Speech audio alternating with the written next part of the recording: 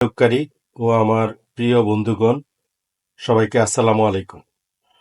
আমি Sohel Rana, stock market discussion এবং online institute of stock market OISN থেকে আপনাদেরকে স্বাগত জানাচ্ছি। অনেকদিন যাবতই আসলে আমি অনেকদিন রিসার্চ রিলেটেড ভিডিও করি না। তো আমি আজকে আপনাদের সামনে উপস্থিত হইলাম যে একটু রিসার্চ রিলেটেড একটা ভিডিও করব, সেটা মুন্নুএজএমএল এর উপরে।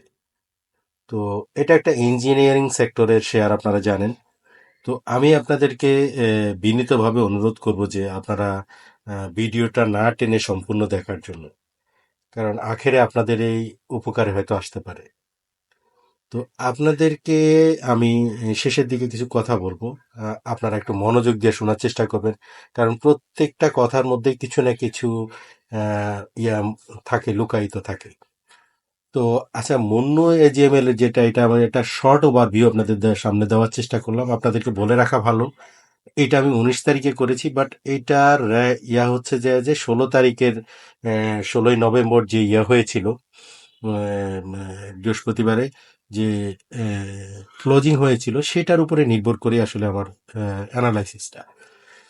তো এখন আপনারা দেখেন যে মুন্নু এজিএমএল, আপনারা অনেকে এটাকে বলেন মুন্নু অ্যাগ্রো। ঠিক আছে, আপনারা কি জানেন এটা নেচার অফ বিজনেস কি, এটা কেন ইঞ্জিনিয়ারিং সেক্টরে? এইটার একটা ছোটখাটো একটা ওভারভিউ দেওয়ার চেষ্টা করছি। আপনারা দেখেন এই যে নেচার অফ বিজনেস, এটা হচ্ছে production of high quality spare parts and accessories for jute, textile and other industries. এটা হচ্ছে ইঞ্জিনিয়ারিং সেক্টরের। এটা ইয়ার এন্ড হচ্ছে 30শে জুন, আর এটার ইনকর্পোরেশন হয়েছে 16ই জুন 1978। এটা হচ্ছে যে এটা লিস্টেড হয়েছে স্টক মার্কেটে 1982-তে। এটার পেড আপ ক্যাপিটাল যদি বলি, সেটা হচ্ছে 2.73 crore। মার্কেট ক্যাপিটাল হচ্ছে মানে 147.69 crore। টোটাল মানে আউটস্ট্যান্ডিং শেয়ার বা সিকিউরিটিজ হচ্ছে 27,32,400। আর এটা ডিরেক্টর হোল্ডিং গুলো এখানে দেওয়া আছে পার্সেন্টেজ আকারে, ডান পাশে এখানে শেয়ারের সংখ্যা দেওয়া আছে। এগুলি আপনারা দেখে নেবেন, আমি একটা একটা করে পড়ে সময় নষ্ট করার কোনো দরকার নেই, আপনারা এটা দেখে নেবেন। তো এইটার সাথে সাথে আমি আরো কিছু আপনাদেরকে, এটা মনে করেন যে 6 বছরের একটা ফিনান্সিয়াল স্ট্যাটিস্টিক্স আপনাদের সামনে দেওয়ার চেষ্টা করছি। এগুলাকে আপনারা আরো 3 ডিজিটের সাথে অ্যাড করে নেবেন, আমি এখানে দিয়ে রেখেছি। এখানে যেটা হচ্ছে 2017-18 থেকে 2022-23, কিন্তু আমি 2021-22 পর্যন্ত অ্যাভেলেবেল ডাটা পেয়েছি, যার প্রেক্ষিতে আমি হয়তো একটা সামারি করতে পেরেছি। বাট 2022-23-এর স্টেটমেন্ট আমার কাছে এখনো অ্যাভেলেবেল না। যতটুকু ওনাদের ডিক্লারেশন বা ইয়ার উপরে ভিত্তি করে আমি কিছুটা দেওয়ার চেষ্টা করেছি। যেমন এরা বোধহয় এবছর 32% স্টক দিয়েছিল, সেই ক্ষেত্রে মানে গত বছর যা স্টক ছিল সেই স্টকের সাথে আমি 32% হইলে কত হয় সেটা আমি দেওয়ার চেষ্টা করেছি। সেটার সাথে সাথে নাম্বার অফ শেয়ারটা একটা চেঞ্জ আসবে, যেহেতু গত বছর যেমন এই যে যেটা দেওয়া আছে 27,32,400, এটা চেঞ্জ হয়ে হয়তো 36,06,768 হবে। বাকিগুলা যেটা, সেটা হচ্ছে যে এখানে দেওয়াই আছে। আপনারা দেখেন, আমি খুব ছোটভাবে সামারি করার চেষ্টা করেছি, যেগুলা দেখে আপনারা বুঝতে পারবেন যে একটা কোম্পানির পেইড আপ ক্যাপিটাল কত, একটা অথরাইজ ক্যাপিটাল কত, আপনারা রেভিনিউ কেমন, রেভিনিউ, রিজার্ভ এন্ড সারপ্লাস আমরা প্রত্যেক বছরই দেখি। দেখেন রিজার্ভ এন্ড সারপ্লাসের কন্ডিশনটা দেখেন এটা কোম্পানির। তারপরে শেয়ার হোল্ডার্স ইকুইটি, দেখেন শেয়ার হোল্ডার্স ইকুইটিটাও চমৎকার পজিশনে আছে। কারণটা হচ্ছে যে আমাদের একটা কোম্পানিতে আমরা যখন বিজনেস করতে হয়, তখন আমাদের যেমন লোন দরকার হয়, আবার শেয়ার হোল্ডারদের ইকুইটিরও দরকার হয়। এখন আমার 100 টাকার মধ্যে কত টাকা লোন, কত টাকা আমার নিজের টাকা, এটার উপরে বেস করে একটা কোম্পানির কিন্তু একটা ফান্ডামেন্টাল একটা করা যায়, ধারণা নেওয়া যায় আর কি।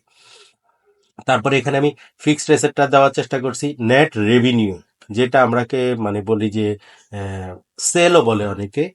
তো এইটা আমি এখানে দেওয়ার চেষ্টা করছি, অর্থাৎ এই সেলটা দিয়েছি, নেটটা মানে যদি কোনো ভ্যাট বা কোনো কিছু দেওয়ার থাকে এগুলি বাদ দিয়ে। তারপর দেখেন গ্রস প্রফিট, মানে আলহামদুলিল্লাহ ভালোই করছে।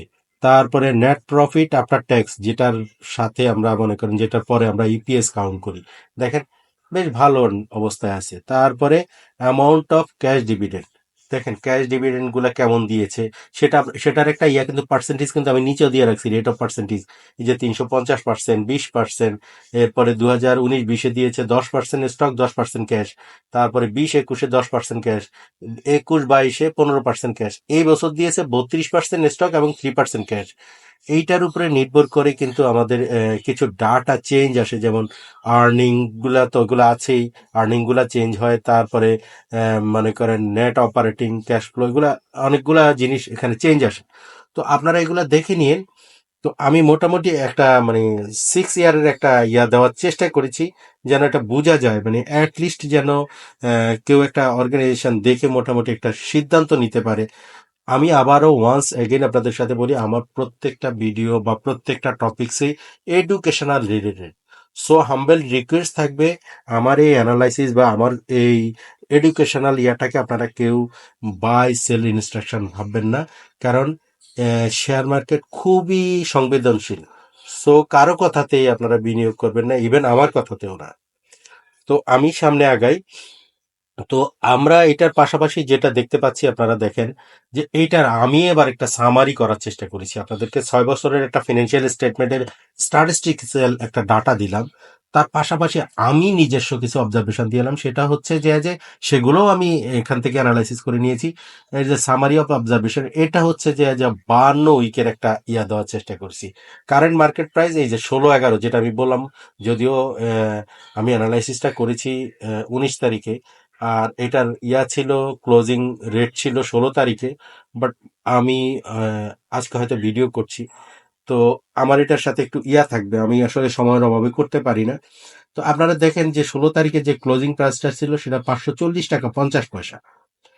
এখন সেটা যেটা হচ্ছে, আপনি দেখেন যে 52 উইকের মুভিং, এবার মানে মুভিং যে রেঞ্জ আছে, মানে ফাইন, মানে প্রাইজের যেই বাড়া কমা আছে, মুভিং রেঞ্জটা হচ্ছে, মনে করেন লো ছিল 510 টাকা 60 পয়সা, হাই ছিল 1183 টাকা।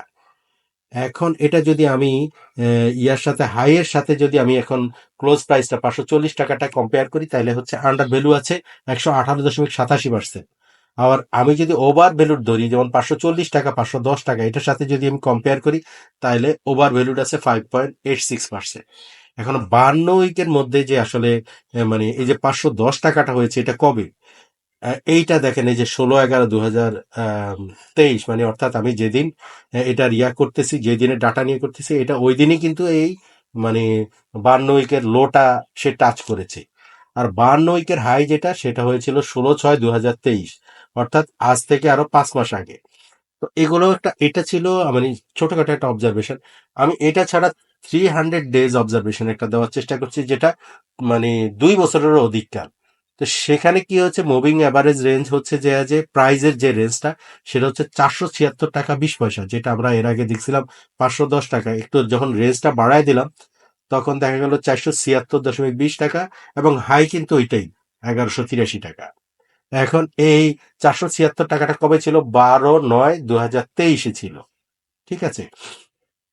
তো এইটা একটা জিনিস, সেটা হচ্ছে যে আবার মনে করেন হচ্ছে 1183, সেটা হচ্ছে যে 16/6/2023। তারপরে 300 ডেজ অ্যাভারেজ প্রাইস ছিল 818.60। আপনারা এইটা একটু জিনিস খেয়াল করবেন, সেটা হচ্ছে আম, আমি যেটুকু ফিল করতেছি, সেটা হচ্ছে যে এখানে যে রেঞ্জটা 2022 হবে না, সেটা হবে 2021। ঠিক আছে। মানে যেটা লো আর কি, 476 টাকা 20 পয়সা। এটা আমার টাইপিং মিস্টেক হয়েছে, আমি যখন আপনাদের জন্য এটা রেডি করেছি। তো এখানে আরেকটা জিনিস আপনারা খেয়াল করেন, সেটা হচ্ছে এটার হচ্ছে যে 300 দিনের যে অ্যাভারেজ প্রাইস, একটা প্রাইজের অ্যাভারেজ কত, সেটা 818 টাকা 60 পয়সা। 300 দিনের অ্যাভারেজ ভলিউম কত ছিল? ভলিউমটা হচ্ছিল 38,327। মানে 300 ডেজের যে ম্যাক্সিমাম ভলিউম হয়েছিল, এই 300 দিনের মধ্যে সবচেয়ে বেশি ভলিউম হয়েছিল কত? এটা ছিল 1,71,994। আর একদম লো হয়েছিল মানে 1,410।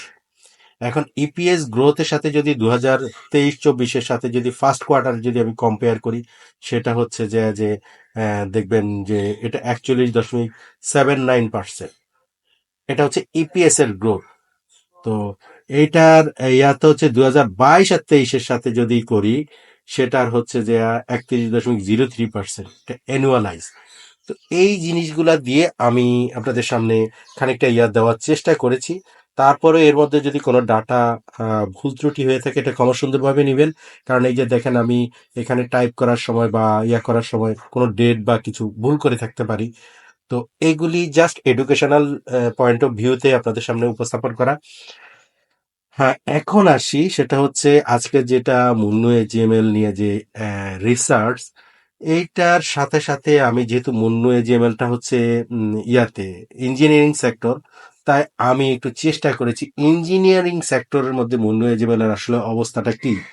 এইটা আপনি অন্যভাবেও বলতে পারেন যে যতটা মুন্নু এজিএমএল না ততটা আপনি বলতে পারেন অ্যাজ পার মানে ইঞ্জিনিয়ারিং সেক্টরের একটা গ্লোরিয়াস ফর্মুলা। আমি এই ফর্মুলাগুলো দিতে পারতেছি না সময়ের অভাবে। তো আপনারা এখানে দেখে নেন, এখানে আসলে আছে 42টা কোম্পানি।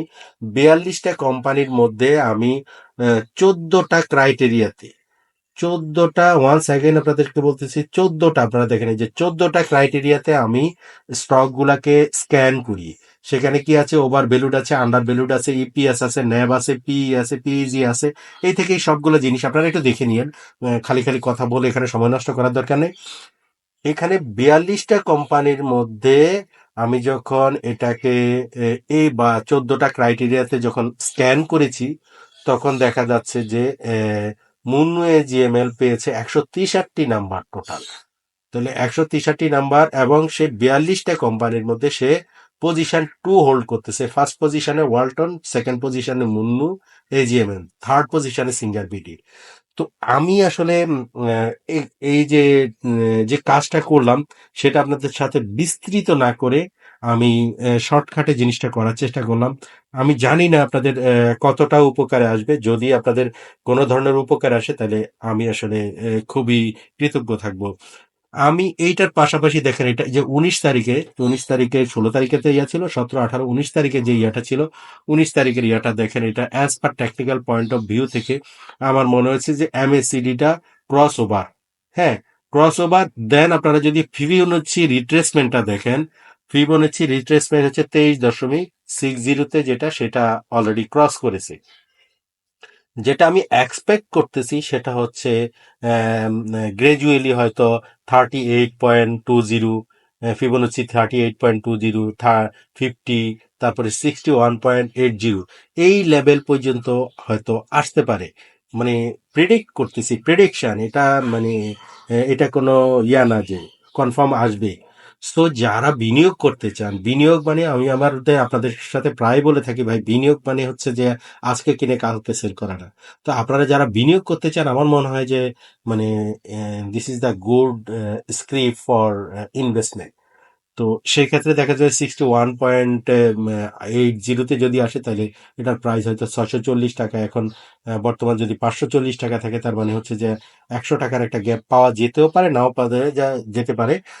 বাট আমি আমার পয়েন্ট অফ ভিউ থেকে একটা দেওয়ার চেষ্টা করছি। তো এইভাবে আর মনে করেন কথা না বাড়ায় যদি আমি আপনাদেরকে আম, করব, ধন্যবাদ জানাবো যে যারা এতক্ষণ পর্যন্ত মনে করেন আমার ভিডিওটা দেখলেন, আমার সাথে থাকলেন। আপনাদেরকে আম, করব, আমন্ত্রণ জানাবো যে আমার পরবর্তী ভিডিওগুলো আপনারা দেখেন। যদি আপনাদের ভালো লাগে, যদি আপনাদের এডুকেশনাল কোনো হেল্প হয়, তাহলে আমি আমার মনে হবে যে এই কষ্টটা করাটা আমার কোনো না কোনোভাবে সার্থক হয়েছে। তো সবাই ভালো থাকুন, থ্যাংক ইউ ভেরি মাচ। খোদা হাফেজ, আসসালামু আলাইকুম।